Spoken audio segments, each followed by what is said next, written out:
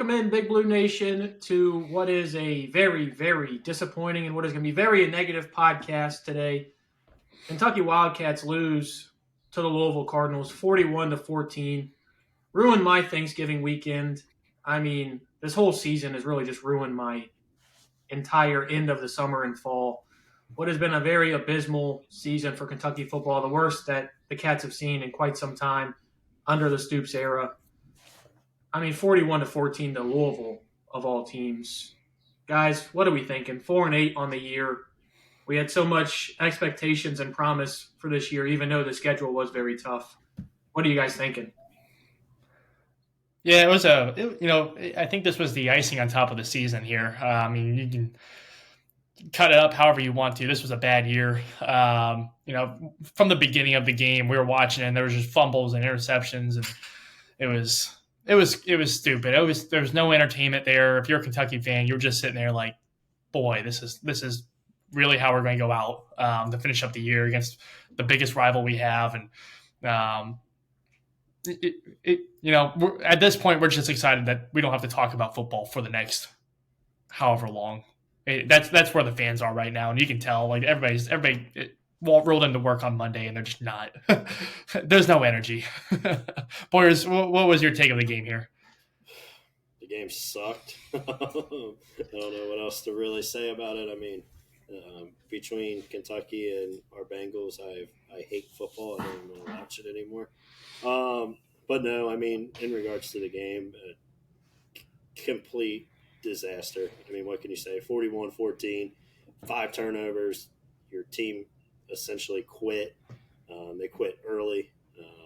Wilcox, 2 huge fumbles.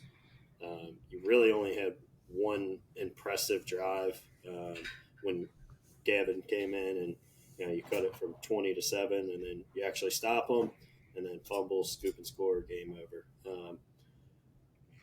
Kentucky was down 20-0 at halftime, and honestly, I felt like it should have been a heck of a lot more. I never felt like they were in it. I never felt like they had the energy. I thought the players quit. Thought the coaches quit. The fan base obviously was over it. There was a lot of red in that stadium and a lot of empty seats, and I can't blame them. There's no way I was going to go and spend money and watch that. So, I mean, just a disaster season, and capped off with a disaster performance in the Governor's Cup. I mean, the stadium was almost – the upper bowls of the stadium, the corners were almost empty starting at the beginning of the game. So I think you've kind of seen, what the fans are telling you. This just isn't good enough. This team – a lot of money's been put into this team. This is the most season tickets that the university's ever sold before the season started. There was a lot of momentum riding in. This was supposed to be, the year. This was supposed to be a year that, you took that next step. We knew the schedule was going to be hard. We knew the schedule was going to be tough. But then again, those aren't the teams that we struggled with this year for the most part. We struggled with teams that we have been better than consistently over the past couple of years. Louisville games, we just pencil those in as wins the past couple of years. Vandy, we've lost 2 out of the last 3 to them now. South Carolina now has our number. Florida's starting to take that back as well. I think you're kind of seeing, the trends start to take an effect, and we're really starting to go downhill.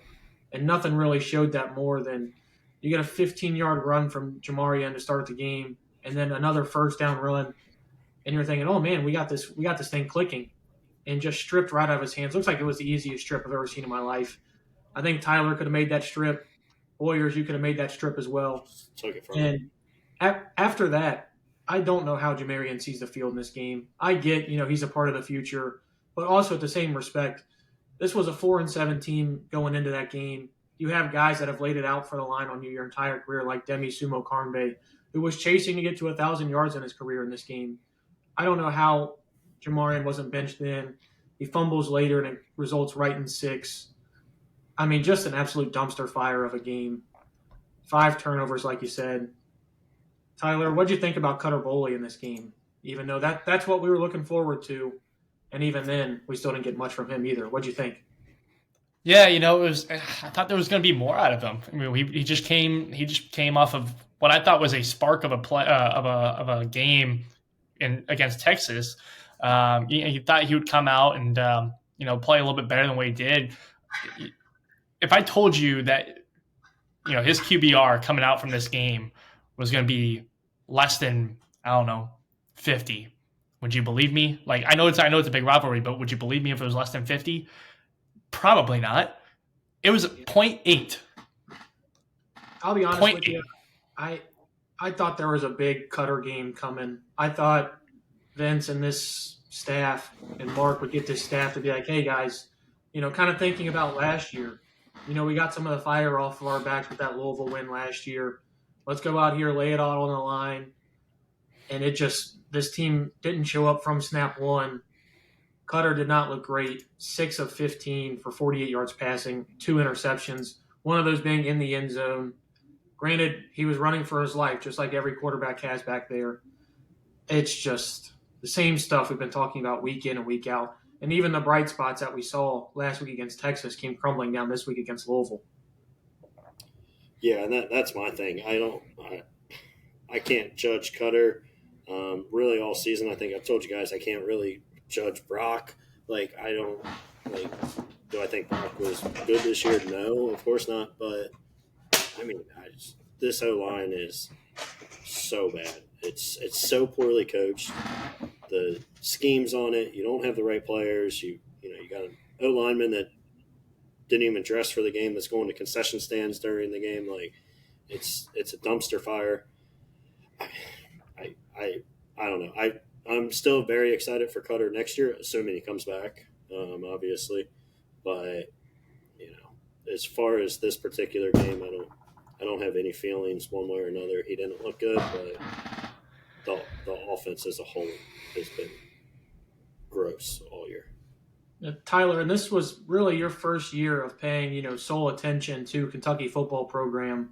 Being an outsider, you're not necessarily a Kentucky football fan. What was your thoughts on the entire season as a whole? Because, you're not used to – you've actually seen this team as like the Mark Stoops-led team where they, go 7-6, 8-4, every now and again get to a 10-3 season. As your first year covering the team, I mean, what do you take from a 41-14 loss against an in-state rival where you just never showed up? I had a little more hope coming into the season. I was sold that it was going to be a different season that ended up being. What we're seeing from Mark Pope and the Kentucky basketball team, that's kind of what I was expecting from the football team. It was kind of, and I let some things slide early on. I was like, maybe it's, beginning of the season, early season jitters, and, you try to let some of that stuff go. But as the season progressed, it just got more and more disappointing as the season went on. Didn't seem like we could ever get the quarterback position right. Didn't feel like we gave him an offensive line to ever give the quarterbacks a fair chance. I think the most consistent part was Demi Sumo Karmbe here. I thought he played pretty well. And then Dane Keys throughout the season was, for the most part, reliable. But, just didn't seem like the other pieces ever came to fruition on offense. Defense held pretty strong on the run game for the most part. But then there was just times where your star players, Deion Walker, some other guys, they either weren't at the game or they weren't playing hard. It was just frustrating to watch. And hopefully that's something that the team can grow on this offseason, and I have big hopes for it. But coming into the season, I had higher expectations than what ended up happening from this team. So I'll leave it to you guys a little bit to break down what we'll break down this offseason here. But 4-8 was we I think Cam and you and I both were going back. We're like, is it going to be 9-3 or is it going to be 8-4? Are we going to make the playoffs or are we just going to miss it? What bowl game are we going to? That was the expectation. Undefeated at home. I knew that wasn't going to happen just because Georgia was rolling in. But, I mean, we've got to get the home woes figured out. I mean, you can't expect fans to keep coming to games when you consistently lose at home, except for beating teams like Ohio, Murray State. I mean, we've just got to find ways to win at home. And we've got to get this culture figured out. Boyers, I know that was something that you were talking about mainly. I mean, what is going on? Like, that was the staple of a Mark Stoops-led team. Him and Vince were, those were the guys. They were, don't show up late, get stuff done. We'll let you be free off the field. But once you're inside those four walls, you do stuff the way we want to. And it seems like that has done a complete 180. And it feels like, honestly, the players just kind of walk all over all of them. Seems like there is no accountability and no leadership anywhere in this organization at the moment. Yeah, and it starts from the head down, right? Like it starts with Stoops. He spent the first 10, 12 years here building that culture, right? And making it a place where you're going to come in, you're going to work your ass off. He always said, we're going to bring our lunch pail, we're going to come to work, we're going to line up across from you for 60 minutes, and we're going to give you hell. And, our guys are going to play hard.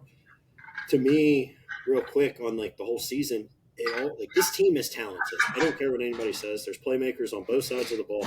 It's talented. For me, this whole season boiled down to effort. You came out, you probably thought you were a lot better than South Carolina. You didn't bring your A game, you got your ass kicked. You come back, you play well against Georgia, they get some momentum, they come out, give it everything they got against Ole Miss, and then kind of the same thing. Come out, you let Vandy run all over you, and then from there, the whole season just spiraled, and these guys quit. And that's not anything, we would have ever seen from a Mark Stoops team in his first however many seasons. And it's not just this year. You hear it around the program. It's been the last three. There's a lot of people close to Liam Cohen that talk about, obviously he wanted to go to the NFL, and that's the main reason he left. But, also he was over it being here with these players the second time around. There's people that are close to him that talk about, he talks how different it was that first year here with Levis and Wandell and all them, how good of a culture it was. And he comes back just a year later, and it's a whole different culture, and guys aren't listening. Guys aren't, giving it their all. They're not working the way they're supposed to. And he was like, I can't do this. I'm getting back in the NFL. Yeah, kind of piggybacking off of that, Cam, you and I have talked about, my team with the Commanders a few times throughout the season. Kind of saw that a little bit with the Ron Rivera era there. Same kind of story where you get some guys in, you think that there's some talent there. And then with high expectations the last season, when ownership came in, you just seemed like all those pieces that were supposed to do well, we had a little higher hopes. They just kind of crumbled at the end. And then, luckily for them, they were able to move on from Ron Rivera, and it seems like Dan Quinn's able to get these guys going. You almost wonder what could happen with Kentucky here if it could be a similar situation. It doesn't sound like Stoops isn't going anywhere, but maybe it's one of those things where Cam and you and I have talked about this before, but maybe that voice is just gone from Stoops, and these guys aren't listening to them anymore. They don't respect them the same way. But a new voice coming in, even if it's someone similar minded, defensive minded or whatever, maybe he brings that voice back. I don't know what that takes. I don't know if it's a coordinator that needs to do it. I don't know if it's a couple juniors or sophomores who are moving up another year and become that team leader, but someone has to get that voice back in the locker room. There's absolutely no control there. If there was, you'd have seen a lot better of an outcome on Saturday there against Louisville. Yeah, I think this team, honestly, just after that Vandy game, they got that third loss of the season. I think they just quit then. I don't think you've seen this team play hard. I agree. Since then. I think Tennessee, you showed a little bit of it. I think you saw some guys, playing for their draft stock because they knew that was going to be one of the last times, they were on national coverage. But, it's all, like we said, it all comes from the top down. Mark Stoops spent all offseason complaining about all the things that he has to do now as a head coach.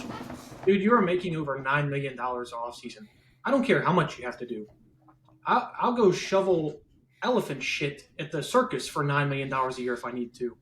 There's certain things that you just, this might not have been what you signed up for 10 years ago. College football has changed. You have to do more. You have to go out. You're going to have to budget. You have to get donors to go give you money to go get certain players.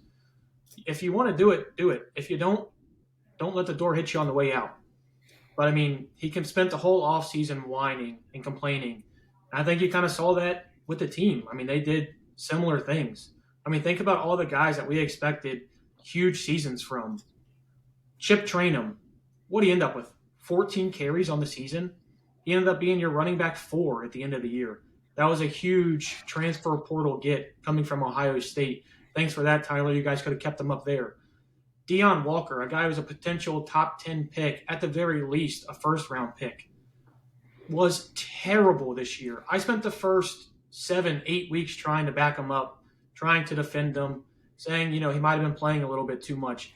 His season stats, 13 solo tackles and 1.5 sacks for a guy who you expected to be one of the best defensive players to ever come through your program. We talked during the offseason about him potentially being a Josh Allen type of wrecking ball. He was better his freshman year than he was his junior year. And let's call it how it is. That's because he was abnormally lazy in the offseason. Look at his lower body. That is something NFL scouts have been telling him to get better at. They told him this offseason that's what they wanted to see him do, and he didn't do it. His legs are thinner than mine, and I only hit legs once a week, and that's not enough. So a guy who's going to be making millions in the NFL, I mean, what are we doing? This is kind of what we're talking about. Your guys, that's a guy who's been here for 3 years. That's a guy who should know the culture, who should be the one to speak up for the culture. That should be the guy who's leading these guys. He should see Gerald Mincey. I was going to say some explicatives there. You should see Gerald Mincey at the concession stand and grab him by his locks and pull him into the locker room. That should be the type of guy that Deion Walker is. He should have been that presence, and he wasn't this year. And when your top guy like that isn't willing to step up, make plays, or even play half the time when he wants to, he didn't play against Murray State. He's like, I just don't feel like it. Let me get right for the next game. Guess what, buddy? You had a full week off, and you still did nothing the next week. That's how it started, and it just kept trickling down to player after player. And Boyers, I think you'll touch on some more of those players here. I'm going to get off the Deion Walker train before I just keep rolling and rolling and rolling for another 30 minutes. Yeah, but you're 100% right. That is the type of guy that should do it. But you don't have those guys because you've let the culture get to this point. Like that's what is so disappointing about it. And look, Stoops is going to be the coach, whether you think he should or not. I'm not saying the guy's got to go. But I mean, he's got to change some stuff. And number one's the culture. You see past players calling it out. Cash Daniels has called it out multiple times. The Wallace receiver from a few years back was talking about how they were sitting too much on the heated bench, and the coaches told them all to get up, and then told them on their next game none of them are allowed to wear sleeves because we got to bring a toughness, and we're tired of you guys sitting on the bench all game. And you go from that to a guy that's about to cuss. Had to stop myself. You go from that to a guy that's out there buying a freaking hot dog. During the third quarter, you can hear the PA announcer announcing the play in the background. This whole thing has gone so far off the rails, and it's so disappointing because I don't want to bring it back to basketball, but it reminds me so much of the Cal stuff. And as somebody that used to love Cal, and now every time we have a podcast, I sit there and crush him the entire time we do it. I don't want to get to that point with Stoops, and I feel like I'm going to, and that was my biggest reason. I kind of wish he would step aside, is because if he left after this year, I think everybody would have fond memories of him. But it's very similar. He's hiring his buddies. Woodford is his buddy. That guy, this O-line has been awful. And you bring him back after he leaves you in the middle of a recruiting visit to go to Alabama because he's your buddy. That's the stuff Cal did. He didn't surround himself with the best staff. Now we're seeing it on the football side. And then, to your point earlier, Cam, the guy spent all offseason bitching and moaning. He spent the first 8 weeks of this season complaining about it. Back to last year, the pony up comment after you lose by 50 to Georgia. This is not the same guy that started this, that had this place rolling. Again, just go listen to him before and after games. It's completely different, and I mean, he's going to be the coach next year. All signs point to it. I hope he can find a way, but I feel like I'm having the same comments I was making about Cal last year. I hope he can get back to what he was early in his career here, and you just got to hope he can, and hope he gets his mindset. And to your point, the NIL stuff's not going anywhere. College football, whether you like it or not, you have to, build relationships with donors. You have to go out and fundraise. You have to raise money, and you have to manage a budget. And in 2 years, when the $22 million hits, you're going to have to figure it out then too. So either get with it or, to your point, leave. I mean, $9 million a year has obviously changed him. I mean, honestly, before that contract, we were looking at the 10-3 season, Will Levis coming back for his senior year, and you're thinking, oh, man, we got this guy. Will Levis went into that year projected, him and Bryce Young were looking at 1-1 talks. That was the talks heading into that offseason. Will doesn't have a very good year. Some of that's blamed, that's pushed everywhere. That offensive line wasn't great either. I mean, it really started there. And then, the sanctions that we got at the end of that year, with those 10 wins being vacated now, technically Mark Stoops went 0-3 in that season. For some reason, only the losses count. I'm still saying it's 10-3. Screw you guys. We watched it. Yeah, we watched the 10 wins. But, I mean, like you said, just a culture thing. And it's coming mostly from Mark Stoops. And I think you're seeing that with guys just, like you said, I think Liam was just one of the first ones to see it. He was like, man, I came back. He left for a year and came back and it was completely and he left. different. Exactly. He left, and then he just wanted to leave. You might be seeing that with Brad White. He's looked at the Florida State job. They've already hired a different defensive coordinator. Vince Marrow, who is constantly hounded by other programs in the offseason, he's given them more of a listen this offseason than usual. Now, granted, since then he has said he's staying at Kentucky, but I don't know if you listened to KSR's interview with him. That didn't sound like the big dog that I know. The big dog that I know is always positive, upbeat. You have to stop him from talking rather than getting to talk. And in that interview, it just seemed like, they were dragging him along during that interview. Tyler, what were you going to say? I was going to say, I mean, you brought up the salary from Mark Stoops. I know it doesn't work this way, but man, can you imagine just cutting that salary in half and then splitting $4.5 million amongst 100 guys there? How many of them might stay, or how many players we could get that might actually like to play some ball? Not to take it off Mark Stoops, because I think that definitely coaching definitely takes a part into that. But you see some of these bigger schools. You were mentioning Boyers, the NIL stuff, but boy, you can really see where that would come into play. Especially if he's not going to be getting his voice back and changing that locker room culture, it would be nice to have some guys out there who can actually play and who want to play for the cash that he's making. Just a thought. Yeah. Bringing it back to Calipari, you're seeing that almost that exact thing that you're talking about with Mark Pope. Mark Pope making about half the salary that Calipari was the previous year. And what does Pope do with that? He goes out and hires a great staff, gets Cody Feger, Jason Hart, gets guys that are going to help him and make this team better. So, Mark, like Jacob said, you can't be hiring your friends. This isn't a friends and family business. I don't care how long you've been here. If somebody's not getting it done, fire their ass. I mean, that's really just as simple as it is. There's no argument for Eric Woodford to be on this staff. There wasn't an argument for him the first time around. He leaves to go to Alabama, was putrid there. They were ready. Alabama fans were ready to throw him in the ocean. It's the reason they lost the national championship. Yeah, and then you bring him back, and there is not an argument. He doesn't develop anybody. He strikes out on recruits. I don't know. I mean, the guy's one of the best con artists in football, I feel like, and Stoops is letting that go. I personally think like staff is obviously a huge part of this, and when you look at the culture, like R.I.P. John Schlarman, it's different without him in that building. John Summerall brought a ton of energy and discipline to that building. Now he's probably going to go be the next head coach at North Carolina. So I get it. You have solid staff members. They're going to go on to do bigger and better things, but you can't just replace them with your buddies because they're from Youngstown. And you gotta, I don't know. It's frustrating. The whole season was frustrating. The whole last 3 years have been frustrating, and Stoops is going to have a come to Jesus moment, and it better happen this year, because next year, as of now, is not looking any more promising.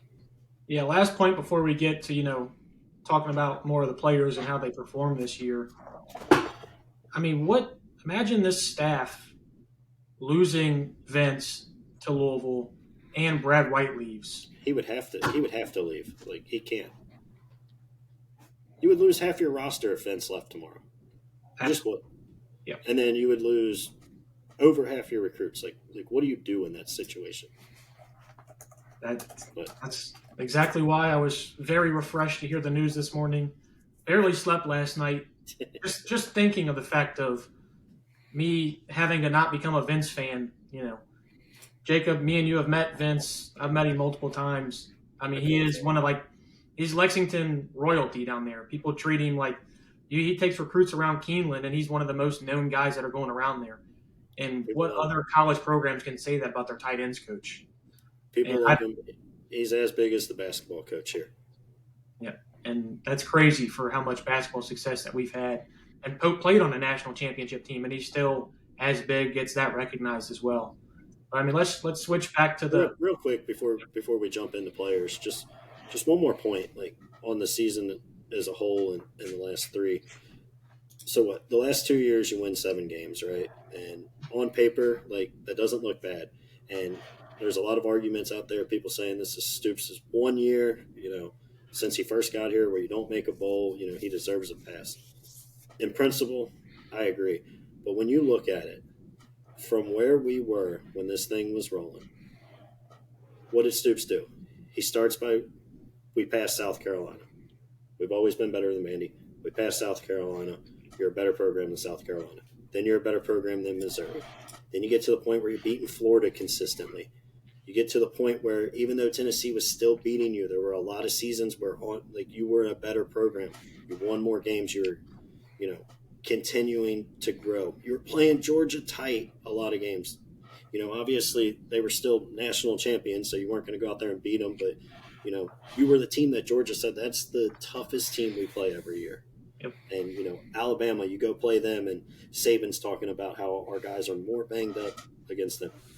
So you were ahead of Florida, you were ahead of South Carolina, you were ahead of Missouri, you were close to Tennessee, and you were a few key players away from Georgia. Ahead of Auburn, I think you can throw in there as well. Yes, Auburn, and more teams in the West, Mississippi State, all those. Yeah, of course. Like, right now, you're about to get passed by Vandy. Like, I think you're already past. That's what's so – yeah, they beat us 2 out of 3 years, but, like, that's what's so concerning is, like, this doesn't just, like, get better. This wasn't just a one-time thing.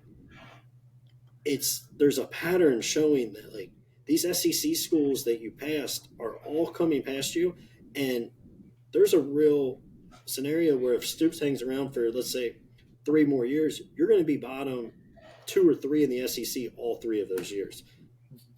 I mean, it's going to take a massive overhaul to get back to where you were, but like everything he built for those first 10 years, it seems like it's crumbled. Like I don't see where they continue to compete in the SEC. Yeah, I'll hop on that.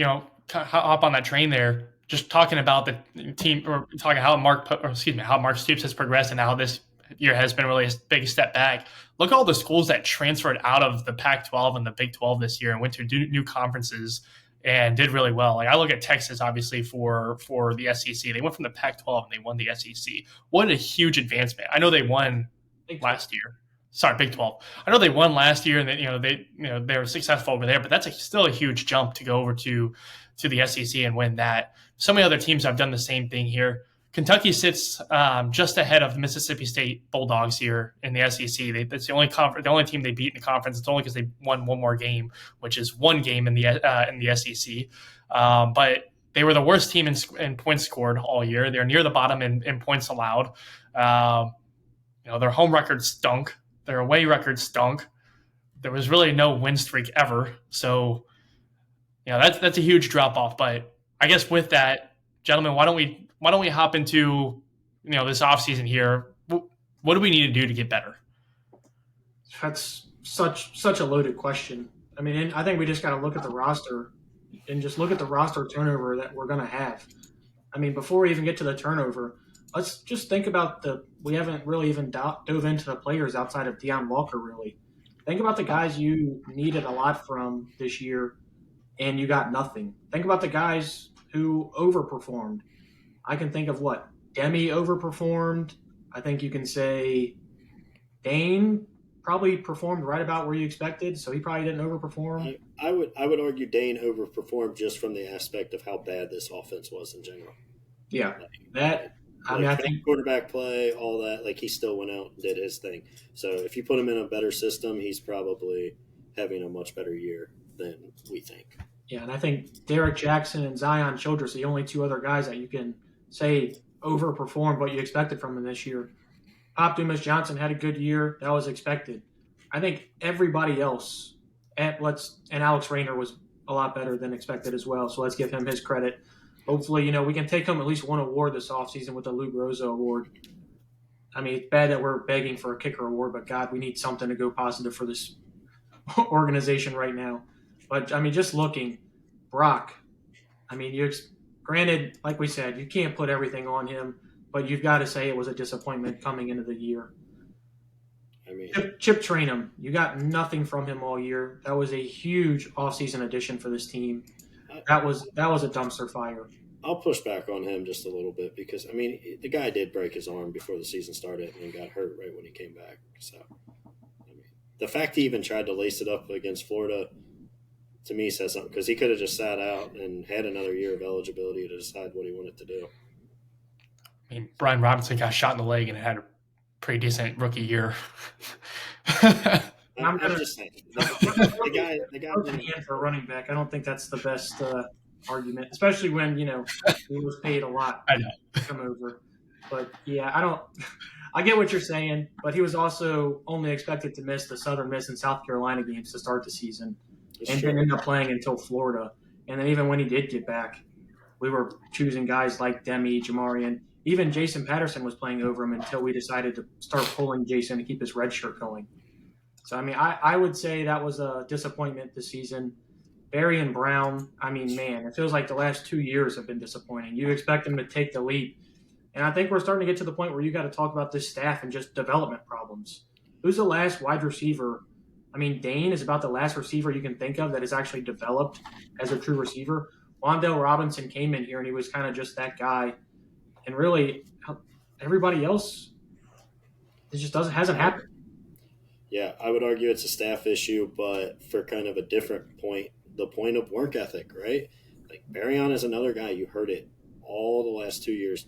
The dude did not work hard. He admitted it coming into this year. Do you remember when he was talking and he was like, I haven't given this team what I needed to, now playing with Brock and this and that has got me revitalized. Like, where the hell was it? Because I didn't see it. Like, he was the same player that he's been all 3 years, and I feel like solely 100% on him.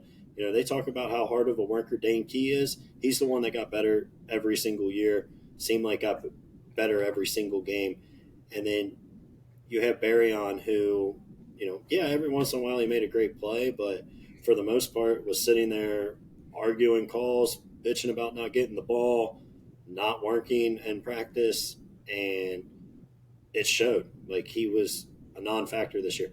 He should not have been your number 2 wide receiver all year. It should have been Macklin. The guy was majorly underused, but they felt like there was this entitlement to Barryon that you had to play him. Like, it should have been made very clear early in the season. Barryon's going to be our punt specialist, and we'll bring him in to maybe run some screenplays and stuff like that. Bring him in every once in a while, but if you had Dane Key, Macklin, and Gilmore, is your main 3 this year, I think we're talking completely different about. I'll say it about the whole offense. I think the whole offense would have looked better. Yeah, I think in just that word entitlement just describes this group perfectly. Yep. I mean, you're looking at guys like we said, like Dion, like Barry, and 2 guys, very high recruits coming out, guys who had made big plays in the program, guys who expected to be leaders. They're just entitled. They really haven't improved. You can say Dion's gotten worse. Dion had a great sophomore season. One of the best. If he would have been able to leave after his sophomore season, he gets drafted in the first round very easily. If he would have sat out this year, he probably would be a top 10 pick right now. Yep. And then, talk about all the other guys that have just taken a step back. Like Josh Caddis had a really good freshman year. This year, nothing from him. Jordan Dingle made splash plays every now and again. Heard nothing from him this year. I forgot he was on the team, to be honest. Marcus Cox, he was okay last year. He was horrible this year. Eli Cox, that's the one that is still the most mind-boggling to me.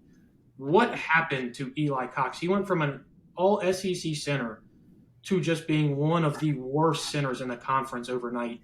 And that's a fifth-year guy Stoops would call him like the program. He is what we want from our guys. Well, if that's what you're wanting from your guys, maybe that's why we're 4-8 and one of the laughing stocks of the SEC so far. I don't know what happened with Eli Cox, Marquise Cox. I've heard people around the program just say like it's his knees, like his knees are shot, like he's probably never going to play football again.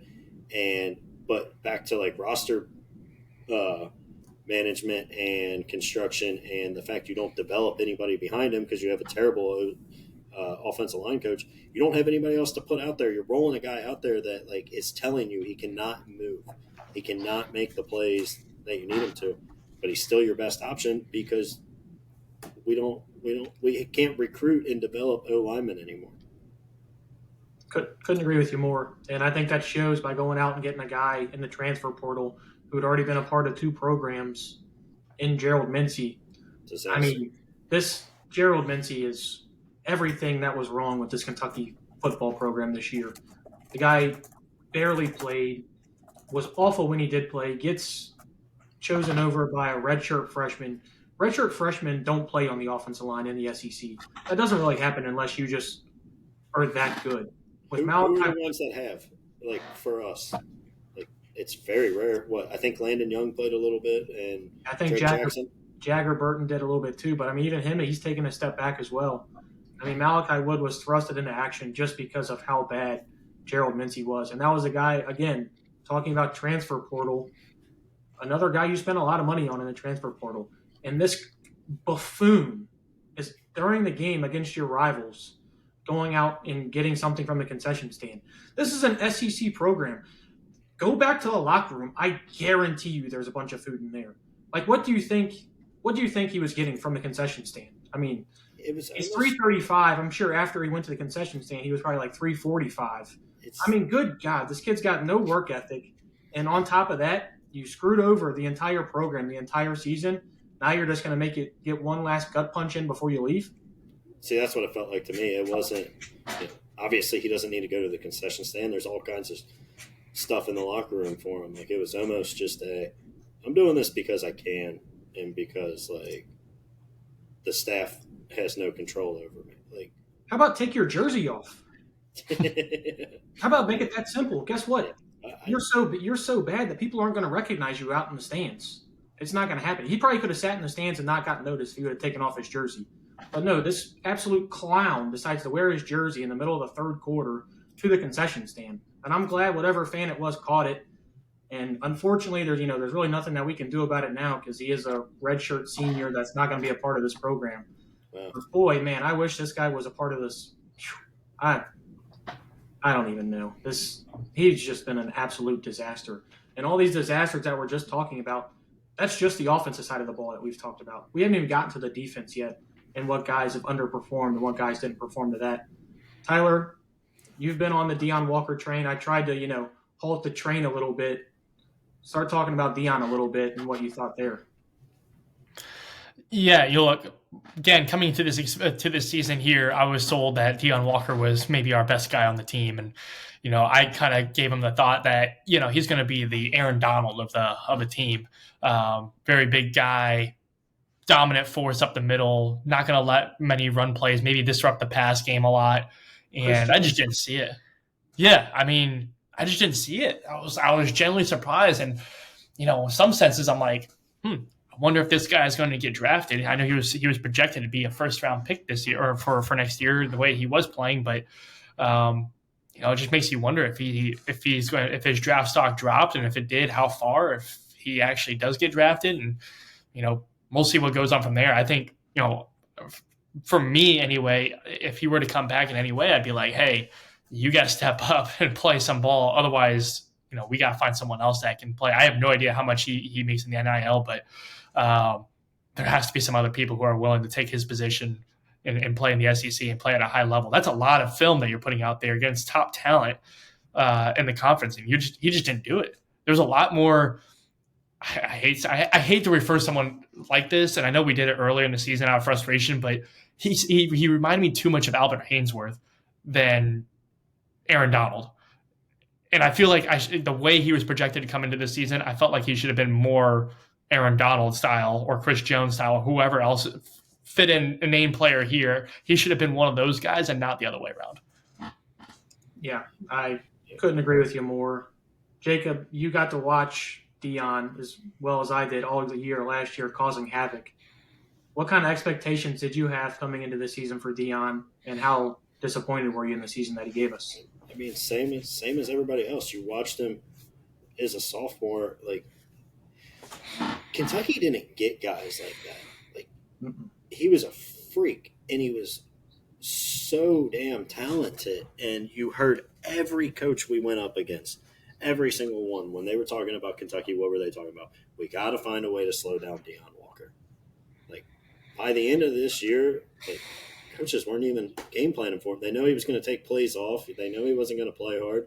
I mean, early in the year, it felt like there were flashes where he kind of still looked like the same guy. But, like, to your point, late in the year, like, I didn't even notice the dude on the field. And this was a guy that was being projected as a top 10, top 5 pick. I mean, he cost himself millions this year. Millions. Like, he's going to go from a top 5 to top 10 pick.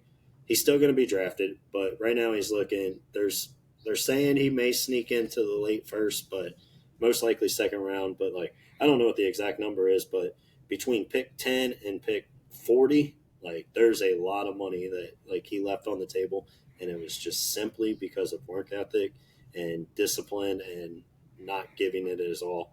And, I mean, he's got no one to blame but himself. You know, maybe he'll get to the NFL and something will click and he'll start working his ass off and he'll be dominant. And, you know, who knows, maybe in 5 years people are going to be looking back and being like, how did Dion Walker fall to the second round?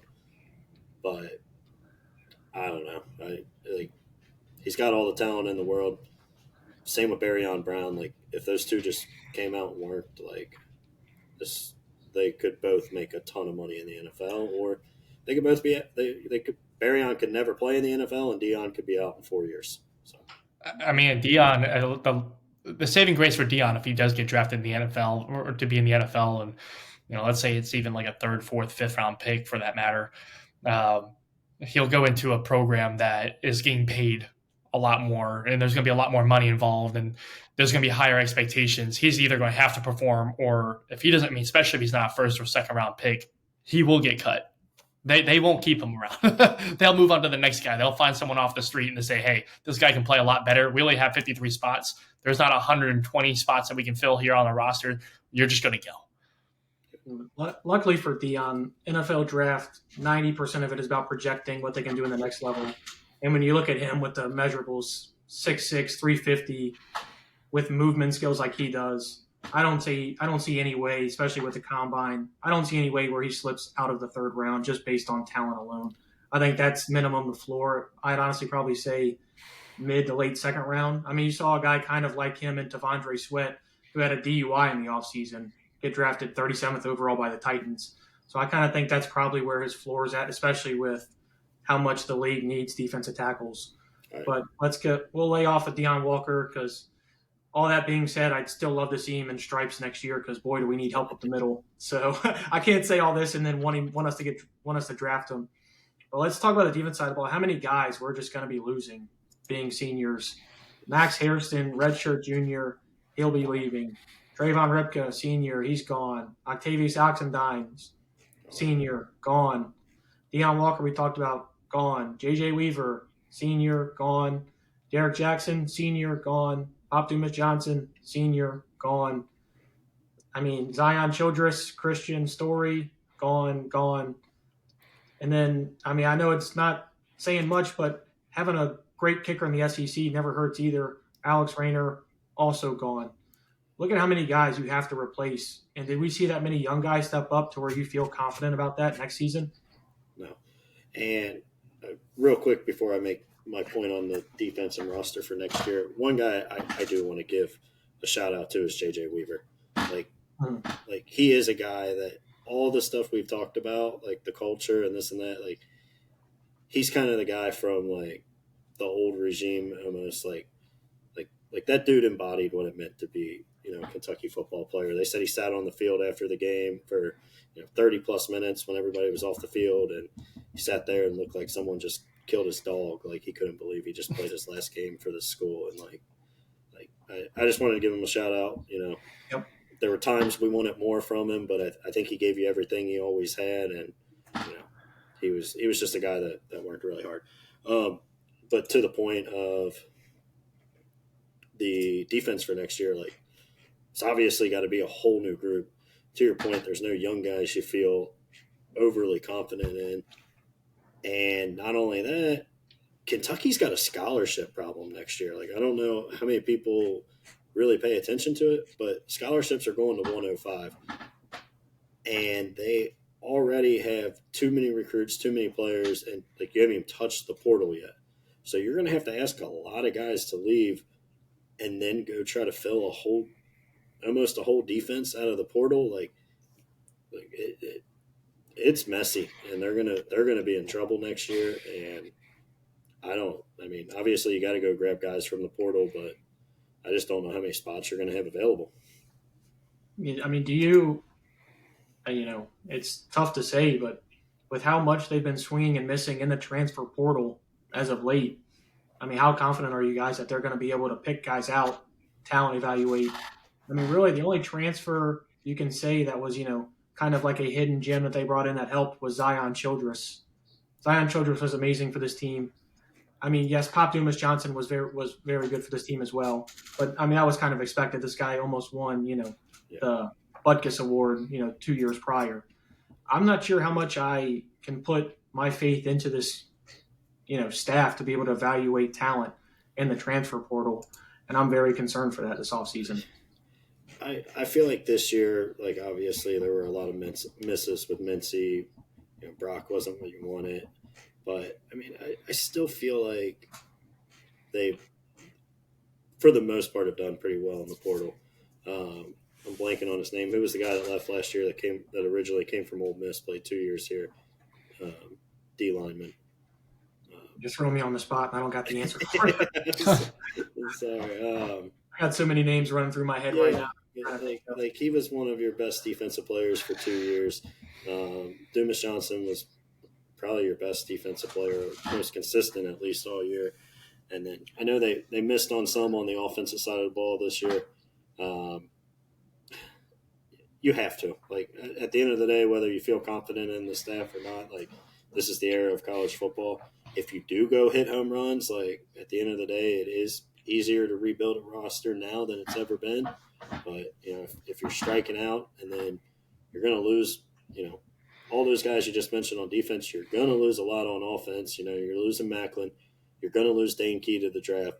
Barryon's probably transferring. You're losing. Got to find a way to keep Macklin. I know it's not going to happen. He's already posting his highlights out there for everybody to see. But, I mean, that might be your receiver 1 to start the season next year. I mean, he should be, but you didn't use him this year. He had 13 catches, and he was, with Dane Key, your best receiver this year, and you threw him the ball 13 times, or you let him catch 13 passes. So, I mean, I can't blame that guy.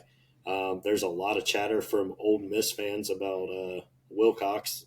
Yep. So, like, maybe, and then I still don't know about quarterback. I can't say for sure Cutter's going to be back next year.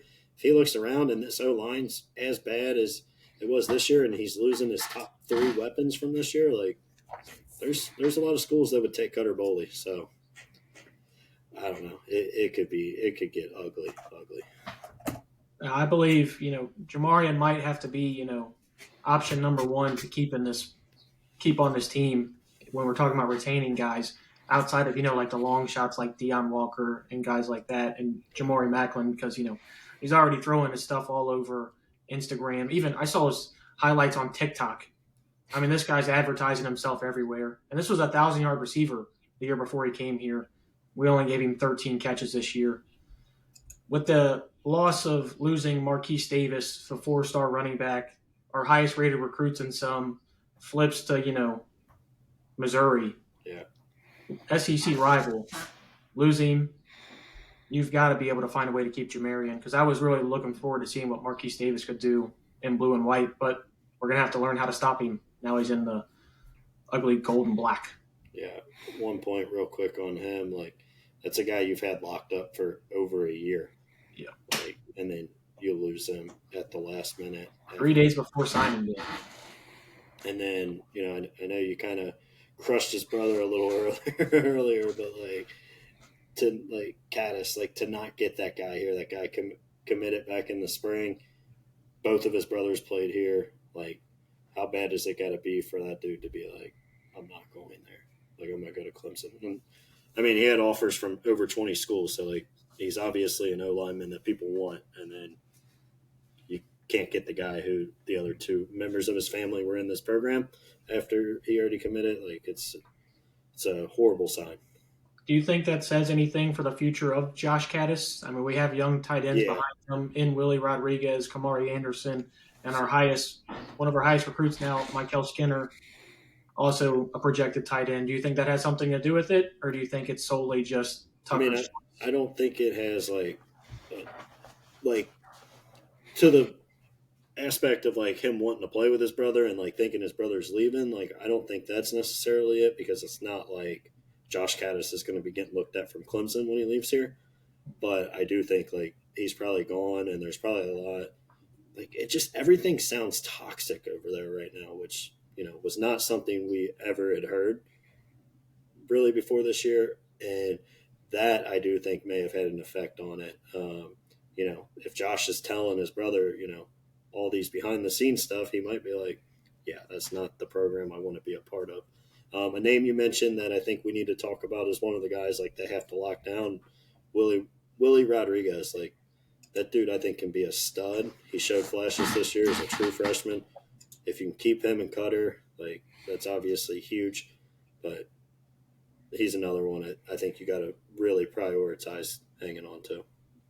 Yeah, I mean, tight ends in this system haven't been used since. I mean, even C.J. Conrad, we could argue, was underutilized. The last time Kentucky tight end was used properly was probably Jacob Tammy back in the 2000s, and even then, they maybe should have thrown him the ball more. I mean, I don't see very much room for optimism in this team.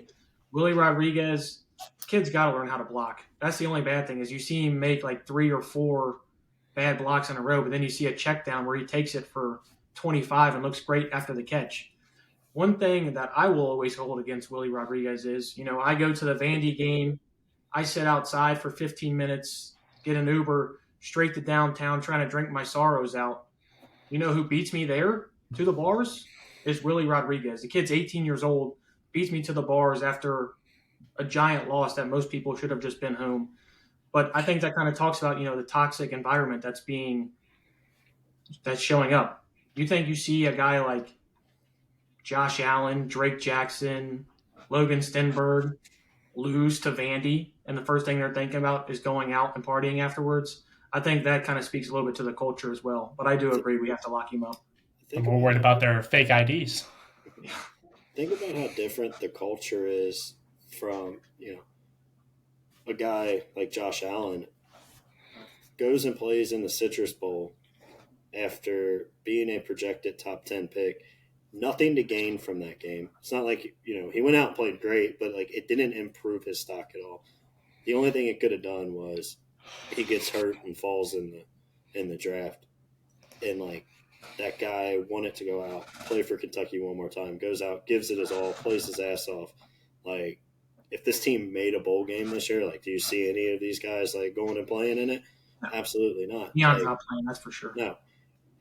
Deion didn't play against Murray State. Like, just that right there is like a very eye-opening thing of like how this program has changed. And it's not like college football's changed a ton. Like, guys were still sitting out bowl games in that part, but like Benny Snell, Josh Allen, those guys, Will Levis, he was kind of Will sat out one. Yeah. But yeah, like those guys wanted to play in the bowl games, and it's different now. Yeah, Tyler, outside looking in, obviously we're not very connected with the UK football staff. Most everything we hear is, hearsay, all this stuff, and we only get to watch a certain amount of film. What do you think a possible fix is? Do you go heavy into the portal, or do you just rely on these high school guys, even though you're losing some of them? It's a tough question because, you look at this team and in one sense, you have to think of it holistically. I think, and at least in my opinion, you're not Alabama, you're not Tennessee, you're not Texas. You're not going to be someone who is going to be able to consistently get these big name guys, or at least not right off the bat, not until you build your program up. I look at it like, hey, how do you build loyalty within a program? You find the guys who are younger, you build them up from freshman year until they graduate, until they get drafted, one of the two. But in one sense, I think you got to do a good job recruiting. You got to go out there, put boots on the ground, and build up a team from recruits and just really develop. But that's a longer process. The other sense of it is like, well, you want to bring these guys in too and create talent and bring leadership. Maybe they bring ideas and stuff, and from an Alabama, from a Texas, from an Ohio State, from a Michigan, from a Colorado, some new ideas that don't shake your head. Travis Hunter loves prime time. Prime time's doing things a little bit differently. That's a new idea you're bringing to the program, and you just sit there. You're like, oh, wait, cool. Like on the Deion Kentucky train. I was very much on board with your entire statement. I think of it this way: you bring in new ideas, you bring in things that Mark Stoops is a very old school mind. You bring something in like a primetime ideology. I don't know what area, but that brings in some new perspectives, and you can build a program up with that. Again, I think I still think that you start with loyalty first, and you start with a lot more recruits than transfers, but you also have to have some sort of talent on the field for next year. So, you got to go out there and get some pieces built up there too. Yeah. The portal, it's literally, let's call it what it is. It's like going to the slot machine and putting, $20 in and just hoping you to get something out. Or at least that's what it feels like as of late. I know we have had big hits in the portal, obviously Will Levis, Wandale Robinson, but those hits have become few and far between the last couple of years. And the same thing comes to the high school guys and developing them. Some of our biggest recruits, like Keontae Goodwin, not even playing football anymore. Like, these are the guys that, we have been so high on and what we thought was going to be, the future of our team. We've got to get back to talent evaluation. I think is probably the staff's biggest hole just in general. Yeah, it's rough. I still think you have to do it in the portal just because you have seen these guys play college football at least, right? Like, you talk about a slot crap shoot, like it's high school kids, when they're playing against.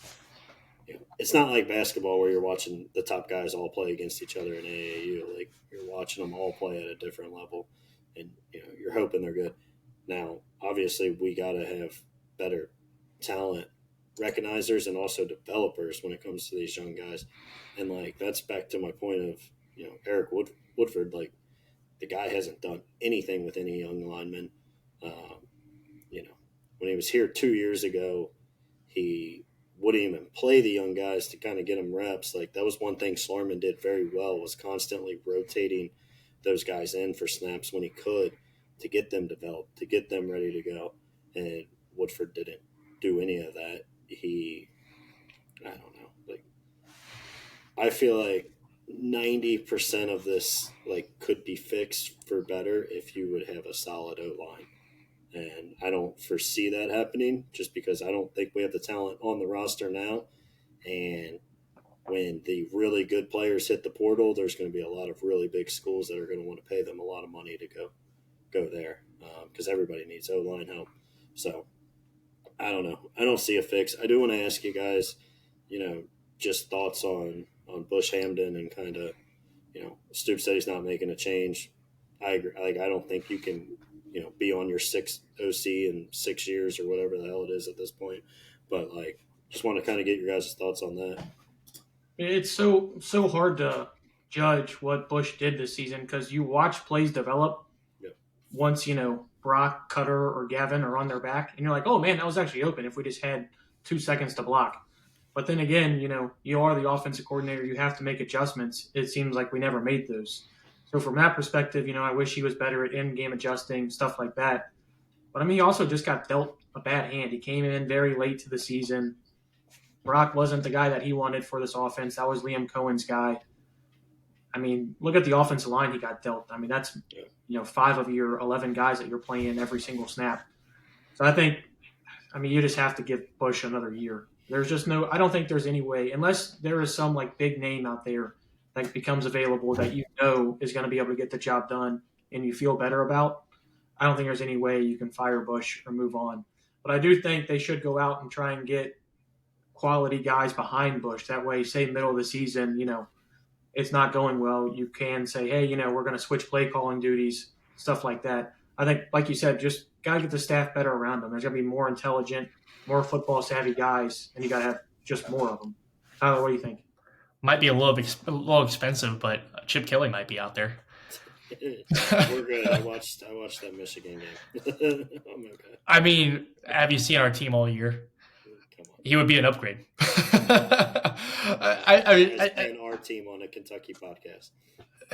Look, I mean, Cam, I respect where you're coming from, but I respectfully disagree. The team just did not perform whatsoever to expectation. The offensive line couldn't hold anybody. The quarterback couldn't throw the ball. Receivers were inconsistent for the most part, minus one or two of them. It just didn't seem like there's. I legitimately can't point out a successful point on our offense by a group throughout the season. There was none, and so for those reasons, and by the way we ranked throughout the season, I wouldn't be opposed to moving on.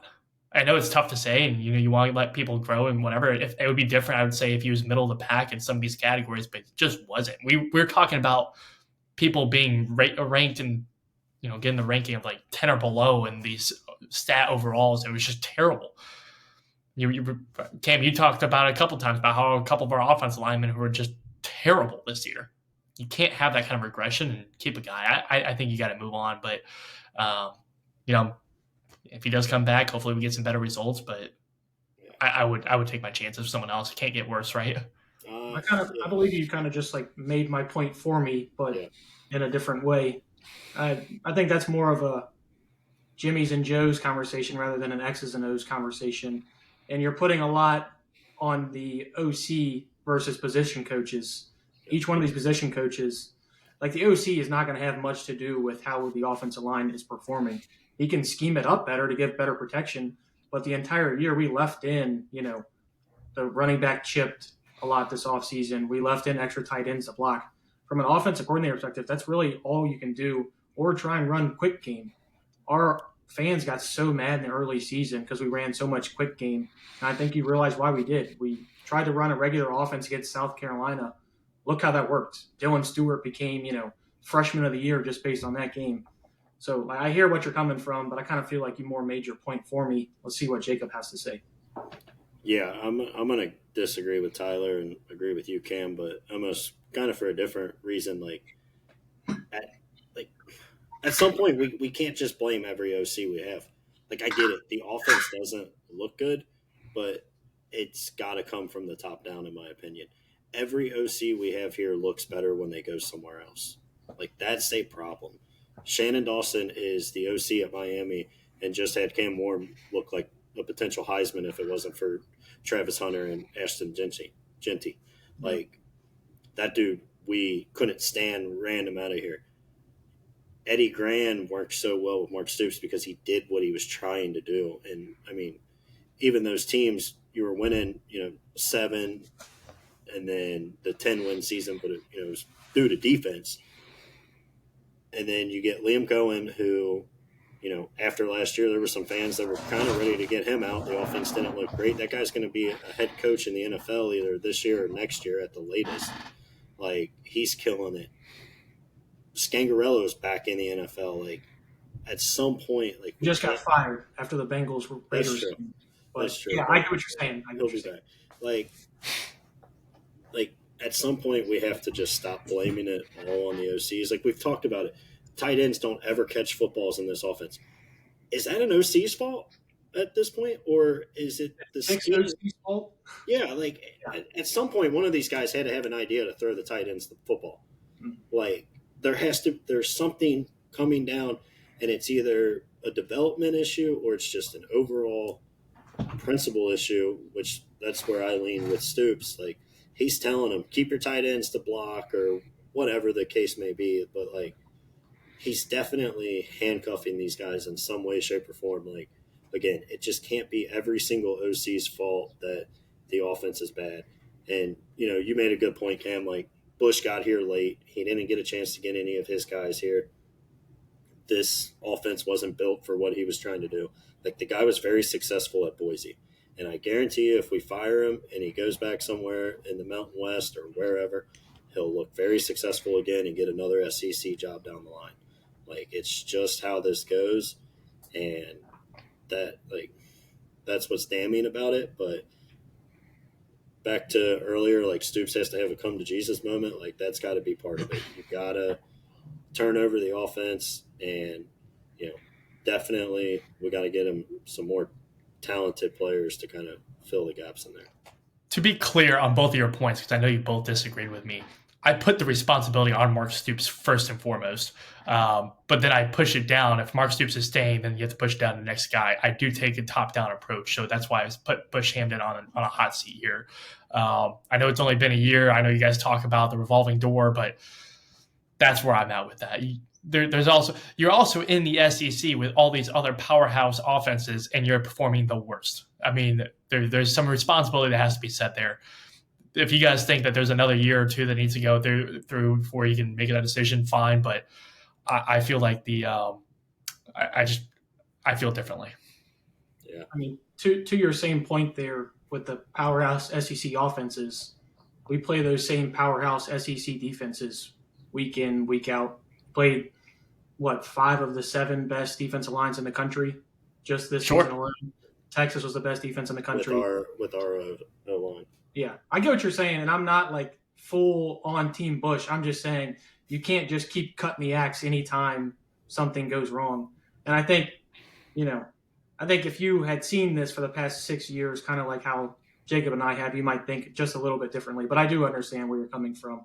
But I do have 2 questions to ask you guys before we wrap up, because we are already over an hour in recording time. So last year, we took in 13 transfers in the transfer portal. Give me your guys' guess, over or under this year? They need to go over. They're going to have to rework the roster, I think, to get to that point. But I'll say they figure it out. They'll have a lot of guys transfer out, and I'll say they take more than 13. Tyler? I'm in agreement for actually pretty much the same points there. I think there's going to be a lot of people leaving that you're going to have to replace. You're going to end up going out and getting more people. Yeah, I hear what you guys are saying. I'm going to take the under just because I think they were trying to get back to their roots and develop guys from the high school level. They're still going to take in transfers. They're going to try and, take some swings at that. But if you listen to Vince Marrow's talk today, he's talked about how he thought they took in too many transfers last year, and that's how, that was part of their problem this year, is that they had too many guys coming in with different mindsets coming from other programs. I could see it going either way. Granted, if you're getting good transfers, take them in. Yeah. But at the same point, I don't want to be forcing guys, kind of like how it felt last year, where we were, just taking in guys like, Bo Allen just because. I mean, we can't keep doing, I like Bo. He was a guy there for a long time. But he had no business being on this roster. Bo's a nice guy. He actually follows the podcast, so I'm taking a shot. I would have thrown him out there at a point or two, maybe, with the hell this year. But, one quick point to that is really good point. Like, almost as much as talent, you have to try to find. And I know it's hard because you're only talking to these guys for a little bit, but like you got to try to find guys that fit the culture as well, right? If they get back to a culture.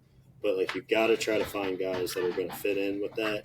And, like, not to bring it back to basketball, but, like, you see that with, like, Mark Pope. Hey, maybe we're not taking the most talented guy, but we're going to take the guy that fits our system, fits our play style, and hopefully will fit our culture as well. And, hopefully that's something with Bush Hamden being here for a full offseason and not showing up, at the last minute. Maybe he can kind of handpick some of these transfers as well to, fit his system a little better. I'd be happy with a 2-star if he brings him some good leadership, to be honest. I'd be happy with that. All right. One last question for you guys. So far in the 2025 recruiting class, we have 19 commits. Signing day is on Wednesday. Do you think we add to that? Do you think we get some flips coming into us? Do you think some people decommit and go the other way?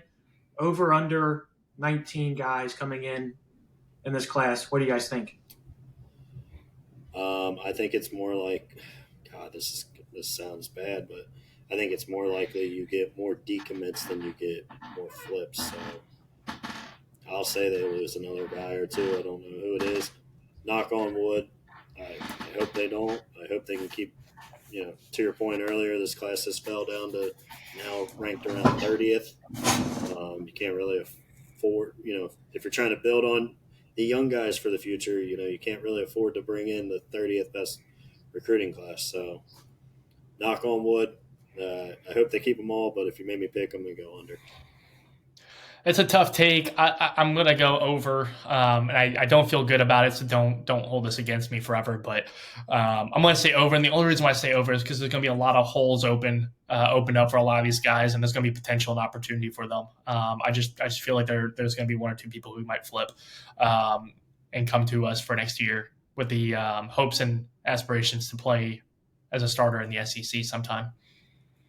Yeah, I think I'm with Tyler on this one. With you seeing two people decommit, that also is going to open up two scholarship opportunities. Our best defensive player of all time was one of those guys. We got a decommitment late in the year. Josh Allen, we gave him the offer, and look how well that worked out for us there. So, let's be positive-minded. Hopefully, with Tucker Caddis and hopefully the whole Caddis family leaving Lexington soon, hopefully we can get the next Josh Allen in here. But I'm going to take the over at 19. Sorry we went a little bit long today. Tyler, you want to sign us off here? Sure, yeah. Ladies and gentlemen, thank you so much for tuning in for the Cats Talk Pod all season long here. I hope you guys enjoyed what you heard. Obviously not the season we were expecting, but excited to stick with you guys for the offseason here, talk about what's coming up in the future, the recruits that are coming in, the transfers that are coming in, and the excitement we can expect for next year. Make sure to share with your friends and family. Tune into the Kentucky Cats basketball podcast. Make sure you tune in because you got a lot of BS coming from Boyers and Cameron. I'm always right with my takes. So until next time, go Cats. You got to be here to have takes, Tyler. Signing day is on Wednesday and transfer portal opens up on Monday. Go Big Blue. Go Big Blue.